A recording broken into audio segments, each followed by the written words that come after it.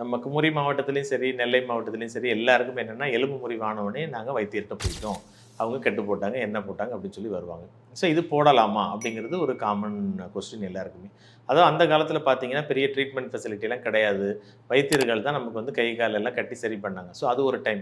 இன்னைக்கு வந்து modern medicine வந்துருச்சு. நம்ம மாவு கட்டு போடுறோம், ஆப்ரேஷன் பண்றோம், ஸ்டீல் வைக்கிறோம். ஸோ சீக்கிரமா சரியாகுது. அதனால இப்போ வந்து மாவு கட்டு தான் போடணும் அப்படின்னாலும், நமக்கு என்ன செய்றோம்? அது ஏர்லியரா நம்ம சரியாயிருது. ஆப்ரேஷன் பண்ணா இன்னும் ஃபாஸ்ட்டா சரியாயிருது. இப்ப நாட்டுக்கட்டு அப்படிங்கிறது பார்த்தீங்கன்னா, சிம்பிள் ஃப்ராக்சர் சாதாரண முறிவுகளுக்கு சிம்பிளா கட்டுனாலே சரியாயிரும். சில சின்ன பிள்ளைங்களுக்குள்ள முறிவுக்குலாம் என்ன செய்றாங்க?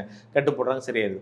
ஆனா காம்ப்ளிகேட்டட் ஃப்ராக்சர் அதிகமான ஸ்வெல்லிங், வெளிக்காயத்தோட ஏற்படுறது, காம்ப்ளிகேட்டடான முறிவு இதுகளுக்கெல்லாம் நம்ம வந்து என்ன செய்யக்கூடாது? கண்டிப்பா நாட்டு வைத்தியம் பார்க்கக்கூடாது. அது டேஞ்சரஸ் ஆயிரும். அதனால அவங்களுக்கு வந்து கண்டிப்பா இமிடியேட் அட்டென்ஷன், எக்ஸ்ரே எடுத்து பார்க்கணும், ஸ்கேன் எடுத்து பார்க்கணும், சரியான முறையில அறுவை சிகிச்சை செய்யணும். இதெல்லாம் பண்ணா தான் எலும்பு முறிவ நம்ம என்ன செய்ய முடியும்? சக்சஸ்ஃபுல்லா சரி பண்ண முடியும்.